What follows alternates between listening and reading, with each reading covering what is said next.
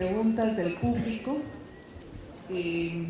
Por favor, vamos a tener respuestas de 3 preguntas, máximo 3 minutos por ponente. Es decir, cada ponente tiene 9 minutos para contestar a 3 preguntas.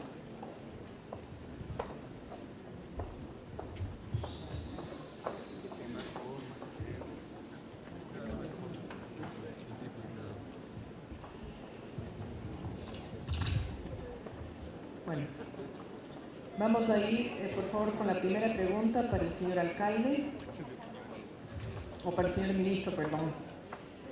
María Samaniego, de Docomomo, pregunta si el municipio plantea la construcción permanente de patrimonio.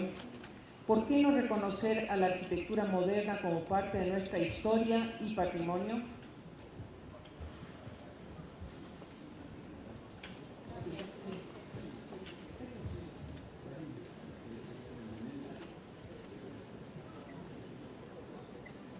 No, la verdad no entiendo la... Sí, pero no sé por qué se parte de un supuesto de que no se reconoce la arquitectura moderna como parte de nuestra historia y patrimonio.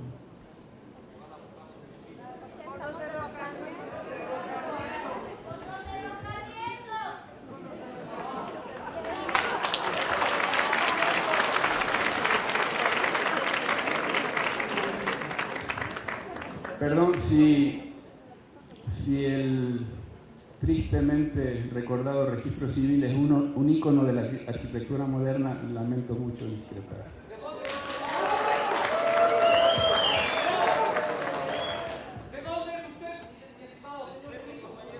Por favor, vamos a rogar que el público esté...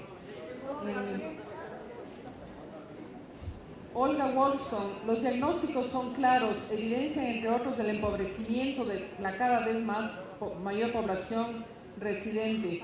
¿Cómo se relaciona esto con el derrocamiento de edificios de la arquitectura contemporánea que son parte de la historia del centro?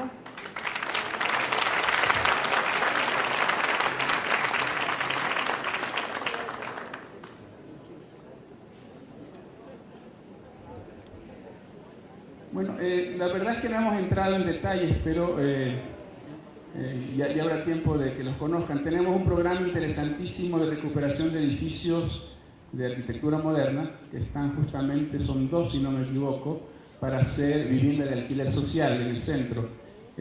Son 2 edificios que están frente a frente, están en la calle Venezuela y Bolívar. No, son 2, están estudiados, están haciendo los proyectos. Son, a nuestra manera de ver, 2 buenos ejemplos de arquitectura moderna, contemporánea en el centro, que van a ser recuperados para residencias estudiantiles anclados al proyecto que se está haciendo en la parte de San Lázaro.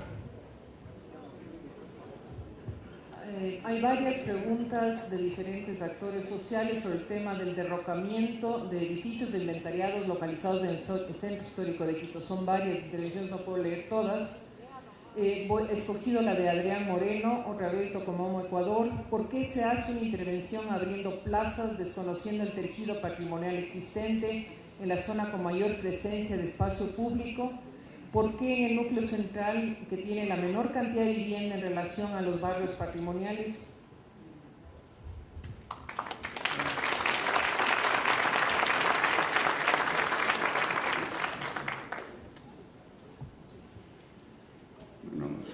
Creo que esto es reiterativo, creo que ya se explicó. O sea, yo sigo, creo que esto puede ser motivo de un foro largo. O sea, sí, pero no nos vamos, en honor a los demás participantes, no nos vamos a centrar solo en esto.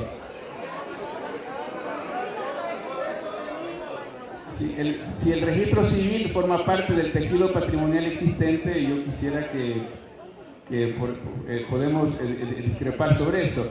Y dice, ¿y por qué en el núcleo central, que tiene la menor cantidad de vivienda en relación a los barrios patrimoniales?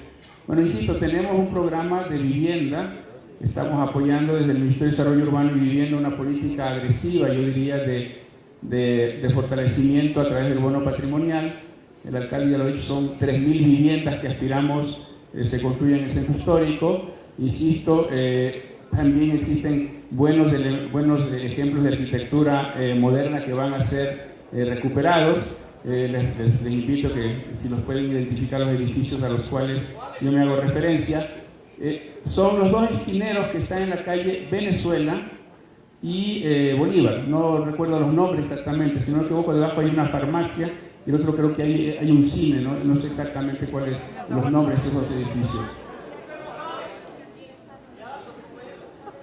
Esos van a ser convertidos en residencias estudiantiles, y así un sinnúmero de edificaciones en el eje de la 24 de mayo están identificados. Tenemos, como ya ha dicho el alcalde también, un programa importante de recuperación de casas. Vamos a tener un acercamiento con algunas embajadas, ya hay algunas embajadas que están viniendo al centro, la de Turquía concretamente, que está instalada en la calle de Benalcázar. En fin, ahí hay un programa de fortalecimiento, de recuperación de esas edificaciones en ese sentido.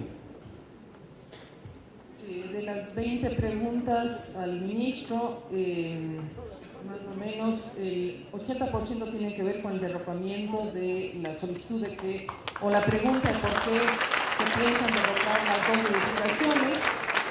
Como son varias, más o menos se ha concentrado en la última. Voy a dar lectura a dos preguntas distintas a las anteriores, de la señora Liliana Montalvo, presidenta del Centro Comercial San Martín.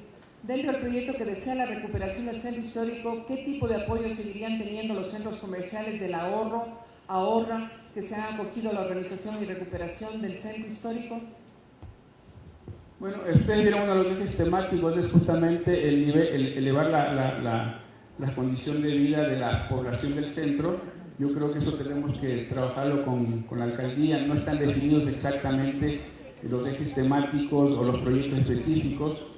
Hay unos que sí, otros que no. Ustedes vieron, tenemos una planificación al 2017. En todo caso, creo que coincidimos con el objetivo y el diagnóstico del señor alcalde. Un centro vivo, un centro dinámico, un centro con varios usos.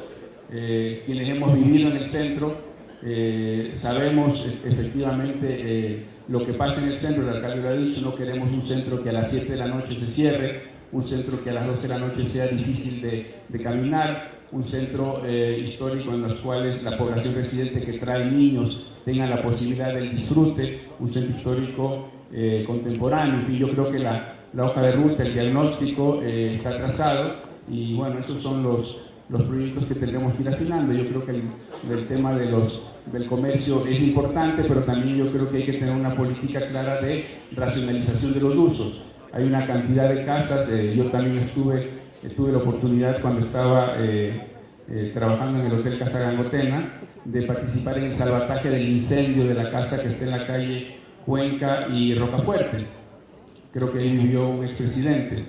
No sé el nombre exacto de la casa, me disculparán, pero yo estuve ahí tratando de ayudar a salvar el incendio, y efectivamente nos encontramos con que era una enorme bodega en donde había acumulado una gran cantidad de material altamente combustible. Yo creo que eso, como esas casas, hay muchas casas más que están convertidas en bodega. Yo creo que ahí hay que trabajar en una estrategia incluso de seguridad, de normativa. Hay muchísimos locales de comida que no cumplen con las normativas antiincendios y demás. Yo creo que hay muchos problemas estructurales, como lo ha dicho el señor alcalde, en el Centro Histórico de Quito, que ojalá los podamos en este paso por la función pública aportar para que esos problemas estructurales del centro sean resueltos.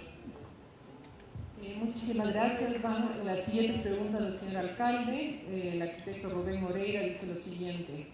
Octavio Paz, filósofo mexicano, dijo en alguna ocasión que la arquitectura es el testigo insobornable de la historia, lo cual significa que en cada época la historia de la arquitectura ha dejado su sello en el cual se testimonian los procesos sociales, económicos y culturales de cada periodo, por lo cual los arquitectos que representamos a la vanguardia del movimiento moderno tenemos el derecho a reclamar nuestro paso por la historia de la arquitectura.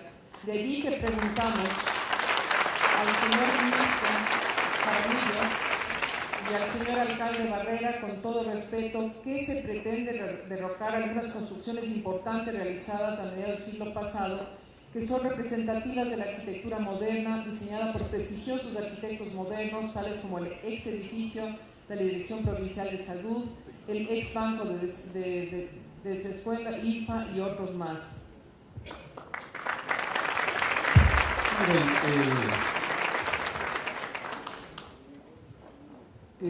Creo que hemos hecho un planteamiento de orden general sobre esto y quiero situar muy claramente el tema de dos proyectos que son básicamente proyectos de edificaciones del gobierno nacional en ambos casos, que han levantado, me parece, gran parte de esta polémica. Ese, como todos los proyectos, pasarán el procesamiento y la discusión de la comisión. O sea, no es que no van a pasar, eso primero quiero dejar absolutamente claro, y creo que sin la menor duda así lo entiende el ministro. Es decir, como todos los proyectos del centro histórico, pasarán por los organismos correspondientes para poder discutir con toda precisión el alcance de esas intervenciones. Yo eso les puedo asegurar, digamos, podemos discutir. Yo respeto absolutamente lo que esta pregunta que se plantea, respeto absolutamente. Sigo por supuesto los debates y entiendo que hay visiones y matices y lecturas en relación a eso. No me parece, y yo francamente me preocupa que gente que cita a las personas que citan, somos gente que podemos discutir racionalmente y debatir y entender que podemos tener perspectivas diferentes y seguro que podemos llegar a un consenso, no tengo la menor duda.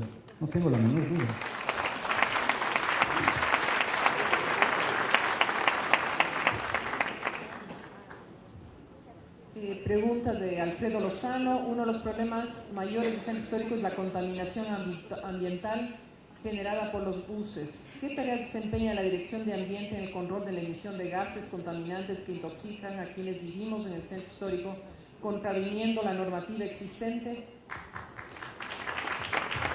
Miren, compañeros, yo no tengo la menor duda que el factor ambiental más grave que tiene el centro histórico es ser un centro de paso vehicular, sin duda.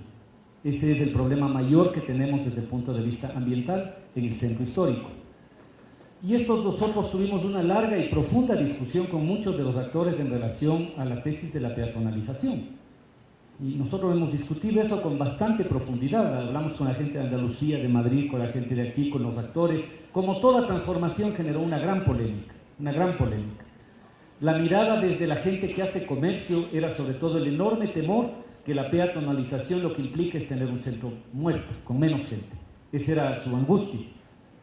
Entonces, el desafío que tenemos es modificar en toda la ciudad, pero aquí en particular, el modelo energético y de movilidad que tenemos. Eso es lo que tenemos que hacer, no tenemos más alternativas.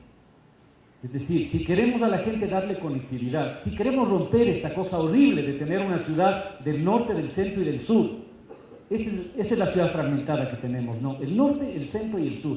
Esa fragmentación no es de distancias, no es espacial, es cultural y es de conectividad.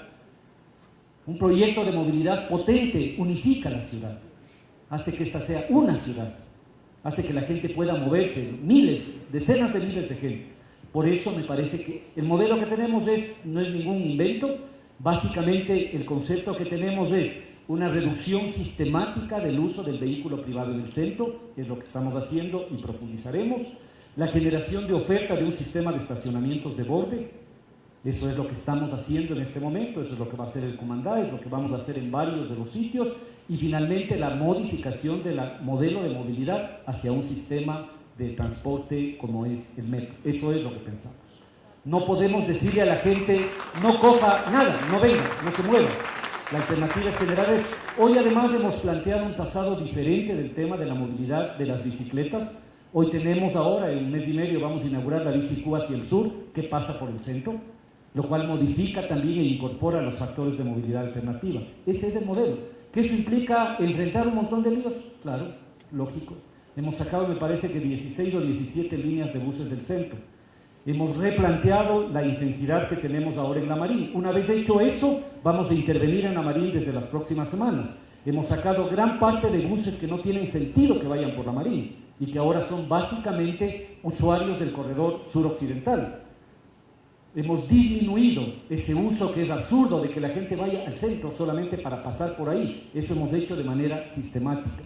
La solución estructural, a nuestro entender, es un sistema de movilidad alternativo, que no tenga esta afectación ambiental.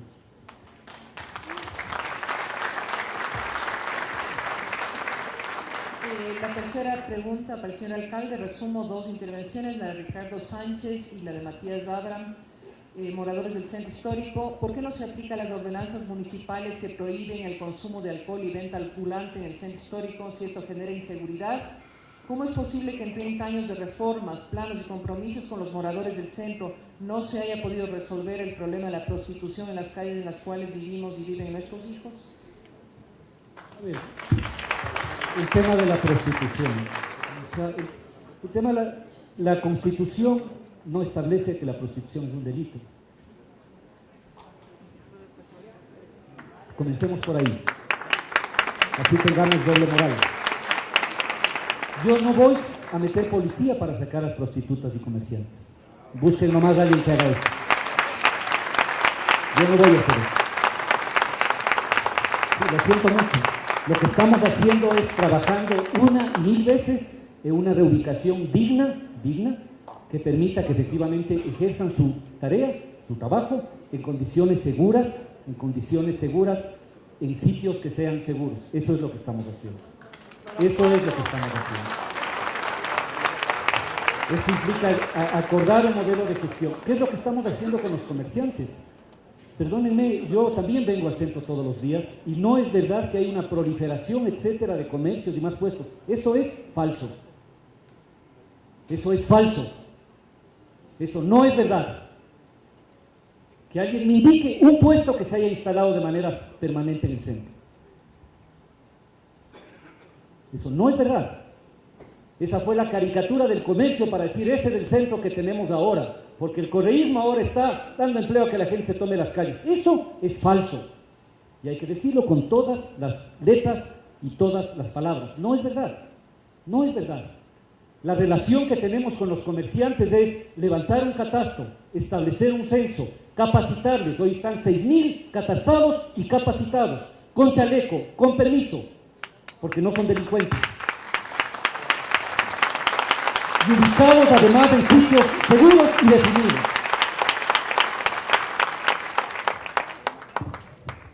Muchas gracias, señor alcalde. Pasamos a la ronda de preguntas al arquitecto Ander Guayasamín, del arquitecto Walter Morales. ¿Qué va a pasar cuando inicien los trabajos de perforación bajo la superficie del centro histórico y se encuentren vestigios arqueológicos? A ver, me parece que la historia de Quito habla de algunos cacicazgos en el Valle de Quito. Me parece que es muy difícil que tengamos la posibilidad de encontrar estos vestigios. Sin embargo, si estos aparecieran, yo creo que igualmente, como en otras ciudades del mundo, como en México, eso tiene que ser evaluado en su momento y tiene que ser definido cuál es el procedimiento de intervención. Lo que sí creo que es importante es que las paradas del metro en el centro histórico adquieran una caracterización específica respecto del sitio en el cual están llegando. Y en ese sentido yo sí planteo la necesidad de que es probable que inclusive estas galerías de los alcantarillados que subyasen debajo de estas estructuras, es probable que tengan que ser, yo diría, analizadas, reutilizadas y recicladas en función de generar espacios que deberían ser muy importantes en cuanto a lo que supone la instalación de piezas museográficas, inclusive bajo el centro. Yo creo que las paradas del centro deben tener un carácter completamente diverso a lo que supone el norte y el sur. La parada, digamos, de la Carolina puede ser la parada ecológica, verde. La parada del centro histórico debería ser el substratum del encuentro subterráneo con nuestros antecedentes históricos culturales. Esa es una propuesta también que debería ser trabajada.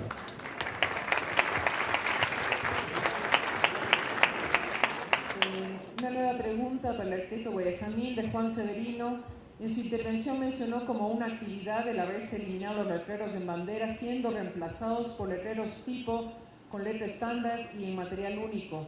En su criterio, ¿no constituyó esto una afectación al patrimonio? ¿No afectó eso a la identidad del centro histórico? De ninguna manera. Yo pienso que el haber eliminado los letreros de neón, cada uno más grande que otro, que obviamente provocaban una invisibilización de todas las estructuras del centro histórico, es un paso absolutamente acertado. De ahí al hecho de que en cada fachada, cada propietario de local, etcétera, haya definido una manera de publicitar su negocio, creo que eso deberíamos analizarlo, porque sin duda creo que todavía en nuestra ciudad y en nuestro país tenemos la cultura de que mientras más grande vale más. Yo creo que, es decir, si uno pasea por los centros históricos de Europa, donde tenemos una plaquita donde dice abogado y no una ventana llena del letrero abogado, creo que hay escalas diferentes. Entonces, me parece que deberíamos ir a un otro lenguaje que posiblemente sea sujeto de un estudio, y para eso los diseñadores que están acá, muchos de ellos pueden aportar muchísimo, ¿no es cierto?, en la formulación de propuestas para el tema de lo que supone la publicidad o los elementos, digamos, de identificación de los diversos locales y diversos usos en el Centro Histórico de Quito. La última pregunta para el arquitecto Andel Guayasamín. ¿Cómo se ha pensado la movilidad en el centro histórico? ¿Se piensa en peatonización total o parcial? ¿Se ha pensado en adoquinar todas las calles? ¿Qué pasará con los vehículos? A ver, sin duda este es un tema complejo. Creo que la solución metro, como dije en mi anterior intervención, supone que la resolución de desplazamientos, los más importantes, si el dato es que el metro va a movilizar a 600.000 personas por día, obviamente estamos hablando de que eso paralelamente va a generar una disminución del uso del transporte privado y de los buses de línea que conocemos. En esa perspectiva, eso creo que debe plantearse de manera inmediata el inicio de una propuesta de peatonización progresiva del centro histórico de Quito.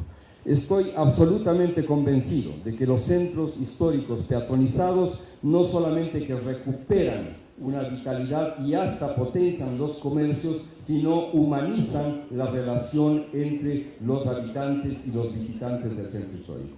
En esa línea es absolutamente falso que la eliminación de los vehículos en un centro histórico afecta el comercio o las actividades, más bien lo potencia. Creo que el uso peatonal tenemos que apostarle a eso, el uso de las bicicletas tenemos que apostarle a eso, y tenemos que ir a una restricción absolutamente contundente de lo que supone el uso del vehículo particular.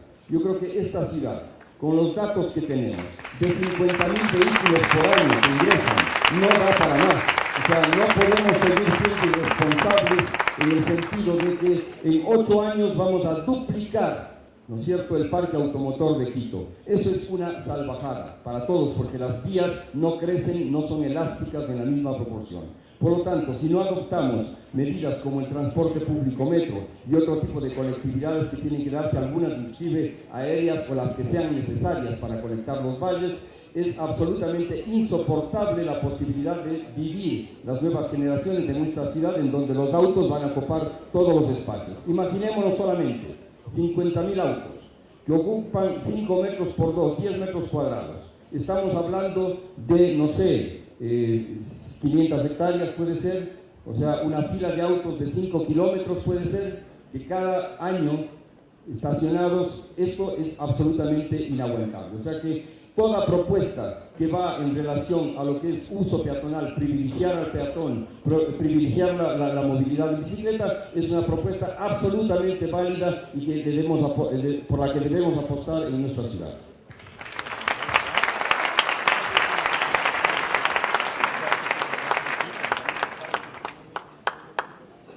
Me han pedido que haga una última intervención haciendo una pequeña síntesis sobre los comentarios que han realizado los miembros de la mesa directiva. Voy a empezar por el arquitecto Andel Guayasamín, que insistió en un nuevo modelo de gestión. En primer lugar, me parece importante transparentar los procedimientos de intervención y que debería haber un mecanismo de concursos para la intervención en todos los proyectos que se den en el centro histórico. Él ha planteado 3 aspectos. Una, que se definan bien las políticas de intervención, que se prioricen los proyectos que se estarán haciendo entre el 2013 y 2017 y que se establezcan verdaderos criterios de valoración sobre el patrimonio. En este momento tenemos nuevos retos, dice. Debe haber una vitalidad de uso múltiple y es fundamental para que el centro histórico siga siendo vivo. El metro definitivamente permitirá la accesibilidad dinámica al centro y debería haber, como él insistió en la última intervención, la peatonalización parcial de dicho centro. Debe haber proyectos y programas de emprendimiento socioeconómicos que deberán ser potenciados constantemente. El tema patrimonial, insiste, debe estar atravesado por la ideología. No es solamente una cuestión de recuperación de la materialidad de las edificaciones, sino su valor intangible o simbólico. Y insiste nuevamente que no se debe valorar solo lo colonial, sino que debe hacer un esfuerzo enorme para valorar la arqueología, es decir, la arquitectura precolombina y la arquitectura moderna y contemporánea. Recuerda cuántas edificaciones patrimoniales que merecieron premios ornato se han derrocado en los últimos años. En su última intervención hablaba de que debería haber un trabajo sostenido entre el Colegio de Arquitectos y la municipalidad, evidentemente manteniendo la independencia del Colegio de Arquitectos, pero que se propicie diálogo, debate y consensos.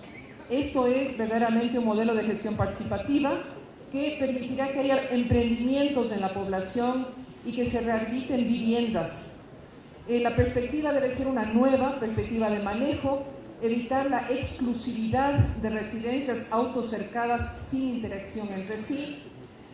Con ello debemos reconocernos lo que somos, reafirmarnos. Este es un momento de oportunidades, una buena cantidad de dinero para que se hagan iniciativas entre el gobierno y los sectores locales. Pero debe ser con procedimientos y competencias rigurosas que pasen por la Comisión del Centro Histórico y por el Instituto Nacional de Patrimonio Cultural. Esta es la primera intervención. Gracias, Ander. No sé si hay alguna cosa que deba... ¿Está bien?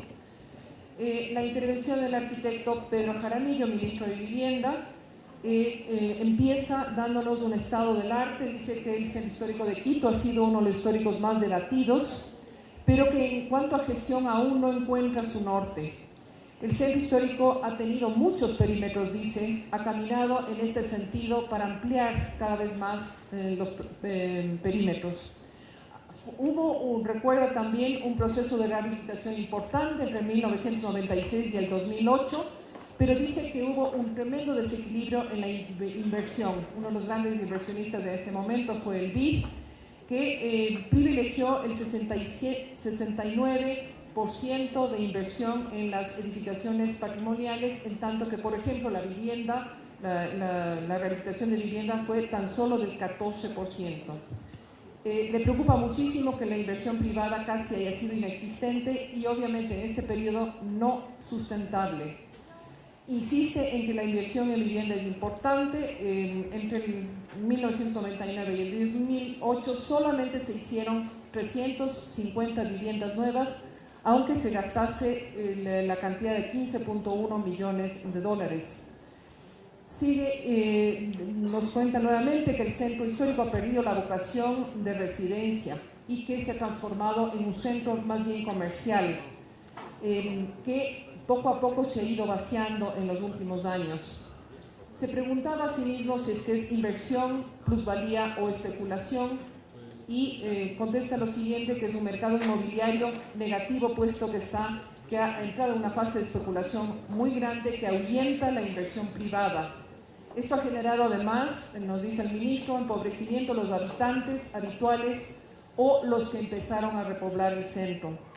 La propuesta que hace es de sostenibilidad en el proceso de mejoramiento.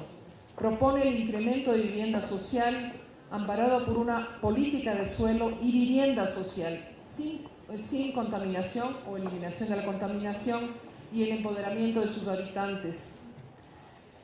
La última parte, él insistió mucho en la promoción de ofertas de vivienda en edificios patrimoniales. Quiero plantearme un sueño, dijo, mejorar la calidad de vida de sus habitantes a través de la promoción de proyectos socioeconómicos. Debe haber buenas condiciones para los nuevos residentes del centro histórico y que se permita una inversión privada. Esto es parte del Plan Integral de Gobierno. ¿Está bien? Una aclaración. No necesariamente toda la inversión vino del MIDA. Lo que plantea el diagnóstico es ver que básicamente hubo una mayor inversión pública que privada y que coincidió con un momento en ese lapso del estudio con la presencia del crédito del Banco Interamericano de Desarrollo. Pero obviamente ha habido y creo que sigue existiendo un fuerte desequilibrio entre la inversión pública en el centro y la inversión privada. Gracias por la aclaración. Finalmente, el doctor Barrera, alcalde de Quito, también abre su intervención con el estado de la cuestión. Dice que los centros históricos en general son recortes espaciales arbitrarios, pero evidentemente que estos recortes espaciales tienen su especificidad a lo largo del tiempo. Los centros históricos no pueden ser inmutables, comenta. Se han ido modificando a lo largo de los años y existe una especificidad histórica. Nos recuerda que en 1950 hubo una modificación sustantiva, ya que hubo un desplazamiento intensivo de actores poderosos, dejó de ser el barrio de los ricos, le cito. En 1978, en cambio, empezó una nueva activación de políticas institucionales en torno sobre todo al fenómeno de la patrimonialización de manzanas, monumentos, etcétera, etcétera. Se rehabilita, se conserva buena parte del patrimonio edificado, comenta, y se va reubicando, es uno de los éxitos de estos últimos años, la reubicación del sector informal, que da vitalidad al centro histórico, puesto que a ese grupo se le introduce a los centros comerciales populares que rehabilitan el mismo centro. Cuestiona el modelo perverso, dar dinero, dice, a ciertos emprendimientos específicos. Insistió en un término de acupuntura de activación económica, que no genera dinámicas de transformación positiva y que tampoco nos permite hacer de Quito un buen destino turístico, dijo. No se diversificaron nuevas formas económicas, sino que se ha dispersado este tipo de inversiones. Por lo tanto, el centro histórico ha sido degradado y repite lo que han repetido los otros dos compañeros de la mesa, ha sido vaciado. El centro histórico se ha convertido en un espacio de expulsión. Se perdió 20.000 personas en los últimos 20 años. En varias ocasiones mencionó que el centro histórico de Quito no debe ser museificado, que en ese momento hay un uso comercial del 31% y que el residencial es casi inexistente, casi todo está lleno de bodegas y en muy alta hacinamiento. Hay que repensar entonces, menciona, la economía política del centro histórico. Obviamente uno de los problemas que está enfrentando esta alcaldía es el tema de la movilidad, aunque sigue siendo un problema. El centro histórico, dice, debe ser vivo, polifuncional, de economías diversas, multiclasista y que debe haber servicios multifuncionales. Al final de su intervención insistió en que debe haber un proceso de residencialización y que en ese momento se están haciendo 3.000 unidades, se está planificando para llegar a ser 3.000 unidades de vivienda, de las cuales se ha empezado ya 700 viviendas. No es cuestión de hacer mayores, sino en mejores condiciones, no mayores cantidades, sino en mejores condiciones. En su última parte dice que el centro histórico tiene un potente valor patrimonial y que se trabaja dentro de lo que sería el ámbito del Instituto Metropolitano de Patrimonio, que los procedimientos se discuten en el Consejo Municipal, que tienen que estar articulados, sin embargo, a proyectos macros, a modelos de gestión sustentable que nos abran a un centro histórico mucho más contemporáneo para la gente de ahora, conectada física y virtualmente. Pide no estigmatizar el trabajo coordinado con el gobierno nacional. El espacio público es prioritario, dice, polifuncional, multiclasista. Estamos interesados en traer a la población joven, fortalecer una diversificación para la oferta turística y fortalecer los sistemas básicos y de soporte para el centro histórico. Estamos trabajando sobre un modelo territorial, unidades específicas en conjuntos de dinámicas que le den sustentabilidad. ¿De acuerdo, alcalde? ¿Sí? Sí, digamos que sí. ¿Quiere hacer alguna aclaración? Podríamos demorarnos otra vuelta, dejémoslo ahí. Se me ha pedido que haga también una especie de síntesis sobre el foro de los participantes, pero tengo 50 intervenciones y no tengo ningún momento. Lo que sí les podría decir es que al menos 30 de las intervenciones muestran su preocupación sobre el derrocamiento, señor alcalde, señor ministro, del patrimonio moderno, de lo que tanto se discute en las redes sociales y por supuesto en la prensa. Hay algunas intervenciones sobre la preocupación de la movilidad, les leí solamente una, el tema de letreros, el tema de restos arqueológicos. Hay varias intervenciones sobre qué va a pasar con las trabajadoras sexuales, incluso hay una por aquí que dice que deberían incorporarse a los prostíbulos. Hay varias intervenciones sobre el tema de la preocupación del consumo de alcohol y de la inseguridad, las ventas ambulantes y algunas otras que ya no puedo ni siquiera leer porque estoy atenta a las intervenciones. Muchísimas gracias.